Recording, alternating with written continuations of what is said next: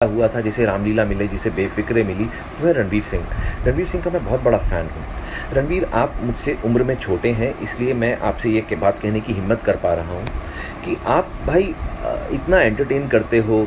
जब भी किसी का इंटरव्यू चल रहा होता है तो मैंने देखा है आप बीच में घुस जाते हो, आप लाइमलाइट दूसरों से छीनने की कोशिश करते हो, आप एंटरटेन करते हो, कोई बुरी नीयत से आप नहीं करते हो। लेकिन मेरा पॉइंट ये है कि जब इंटरव्यूज़ चल रहे होते हैं तब तो आप बीच में चले जाते थे, चाहे वो सुशांत और अंकिता का इंटरव्यू हो, चाहे वो फवाद खान का इंटरव्यू हो, या कोई स्टेज पे परफॉर्म कर रहा हो तो आप नीचे से शोर मचा मचा के अपनी तरफ कैमरा बुलवाने की कोशिश करते थे। आज आप डायरेक्टली तो आपने कुछ नहीं किया है भाई, आपकी गलती नहीं है, लेकिन आपको फ़ायदा तो हुआ ना उसके मिसफॉर्चून का, क्योंकि जो फिल्में उसके हिस्से की थी वो आपको मिली। तो आपकी एक मॉरल रिस्पॉन्सिबिलिटी नहीं बनती है भाई कि आप एक बार आके उसके फ़ैन से बात करें या सीबीआई की जांच के लिए मांग करें? आप प्लीज़ इस बारे में सोचिएगा। I am sure you are a very good guy, आप बहुत अच्छे इंसान लगते भी हैं, आप मस्ती करते हैं, मजाक करते हैं, हम सबके चहीते हैं, लेकिन प्लीज़ रणवीर, आप इस बारे में सोचिए कि आपको भी इस बारे में बात करनी चाहिए। दूसरा जो शख्स है मैं जिनके बारे में बोलूँगा वो है महेंद्र सिंह धोनी जी। वो हमारे देश के बहुत ही बड़े क्रिकेटर रहे हैं, शायद इंडिया के ऑल टाइम टॉप 5 क्रिकेटर्स में से एक हैं वो।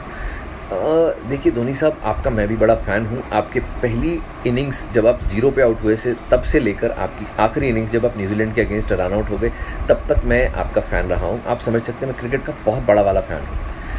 ये आपकी रिटायरमेंट का मसला नहीं है धोनी, कि आप चुप रहें और देश अंदाज़े लगाता रहे, और इसमें विराट कोहली भी बेचारा अंदाज़े लगा रहा है, रवि शास्त्री भी अंदाज़े लगा रहा है। ये वो वाला मसला नहीं है भाई। ये एक लड़के की मौत हो गई है, वो लड़का जिसने आपका रोल स्क्रीन के ऊपर निभाया था।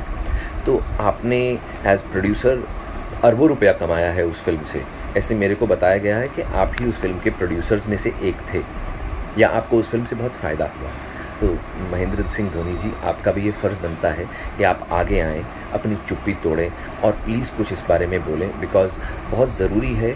आप जैसे हैवी वेट लोगों का, आप सोसाइटी के वो लोग हैं जिनकी क्रेडिबिलिटी बहुत ज़्यादा है।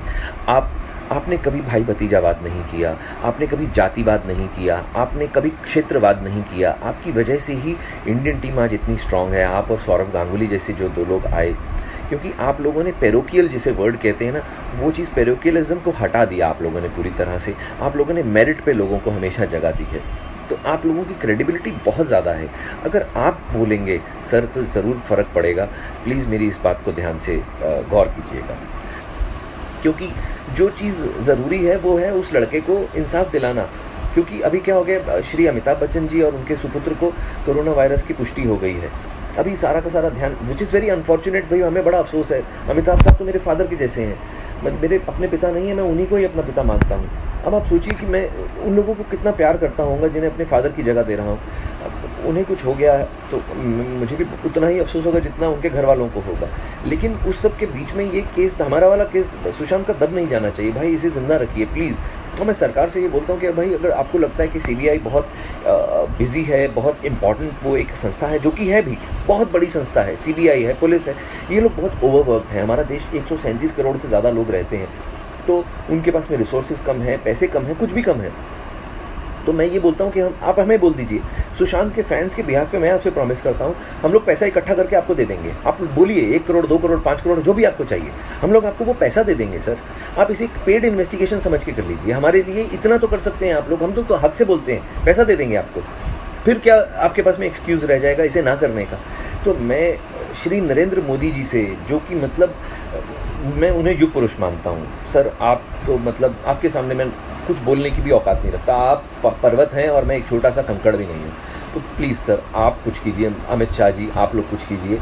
आप लोग तो हमारे देश के जिसे कहते हैं ना कि आन बान और शान है, आप लोग प्लीज़ उस लड़के को इंसाफ दिलाइए। क्योंकि सर 50 सिम कार्ड कोई नहीं खरीदता है, कौन उसके घर में आया गया ये अड़ोस पड़ोस की बिल्डिंग्स के सीसीटीवी से भी पता चलाया जा सकता है।